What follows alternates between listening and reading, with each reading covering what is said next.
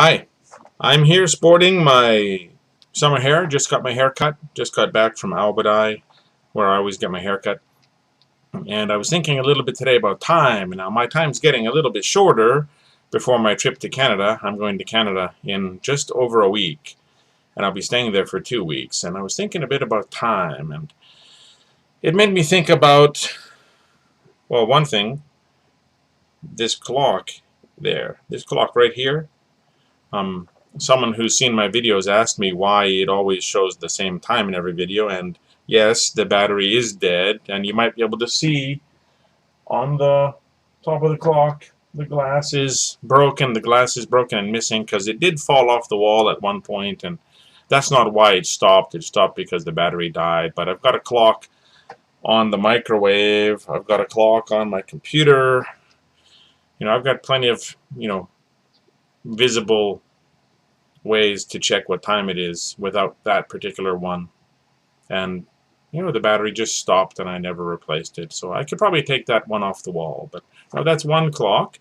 I've also got my watch, which I bought not that long ago. There we go. I bought this watch because oops, I dropped it on the floor. My previous watch died. Now, this is the time that it actually died at. That's just after I came home from work. I remember setting it down on my counter, and it made a little sound when it hit the counter, just like this. And that's not much of a sound. It just dropped, a couple of inches.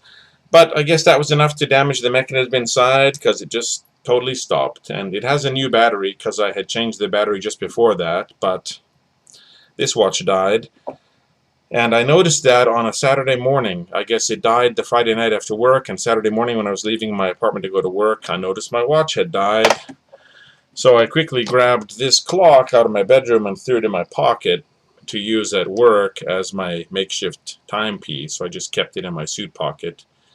And this is actually basically the first thing I bought after I came to Japan, 23 and a half years ago, because the clock I brought from Canada was a clock radio that you plugged in, and Japan's electricity, cycles at a little bit lower rate than Canada's electricity, and the clock was actually really, really slow. It read something like 10 a.m., but it was actually 5 p.m., so I was horribly late for my first actual day of work. My coworker had to come to my apartment and see why I had not shown up at 12 o'clock.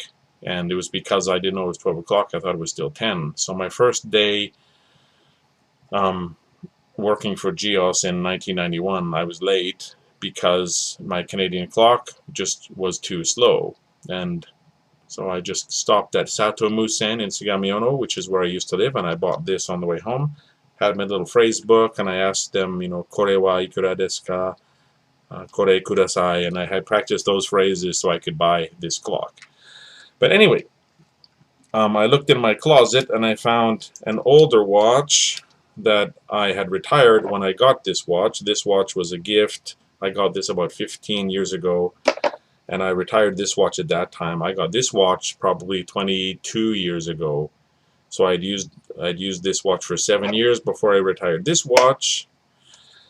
But it needs a small, weird kind of battery that I can't find, and I'm not even sure if the mechanisms need to be oiled or cleaned up. So I found another, even older watch, and maybe Mom recognizes this. I think this was my high school graduation present, and Sean might have gotten a similar watch to this. Does this look familiar, Sean? So I found a battery for this one, and the digital portion works. Where is it? Right there. But the mechanism doesn't turn. So this would need to be cleaned and oiled and whatnot. So this is not viable. So I had to buy this watch. So this is my watch now. Just a cheap watch. It gets the job done. Now I've got this in my bedroom. And I've also got this in my bedroom. This is my talking clock.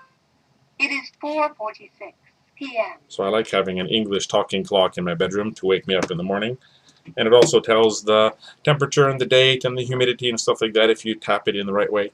And I've also got this in my bedroom.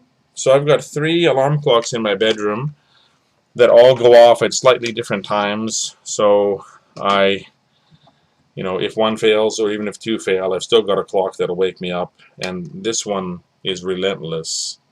This will go off every 5 minutes, you know, and then I'll snooze it. But you have to actually physically slide this down to deactivate the alarm, so it's a bit more involved and it's barely within my reach. So I have to actually basically sit myself up in bed to turn it off, which means I'm getting up. So that's my last one. Now, all of this ties into the concept of time. I recently gave my mom 2 watches as a late Mother's Day early birthday present from the One Face Watch Company, which is a charity watch company. I'll put the link with this video. So it's interesting. You buy a watch from them, you order online, and whichever watch you choose, the money you pay will support a different charity, and it's all broken down by, how many watches equal however many people you help. For example, one watch will provide AIDS medicine for so many people, or one watch will provide clean drinking water for so many people, that kind of thing. So if you're interested in helping a charity and you know someone who needs a watch, please check out the One Face Watch Company. It might be an interesting gift. And yeah, that's my little rambly video about time.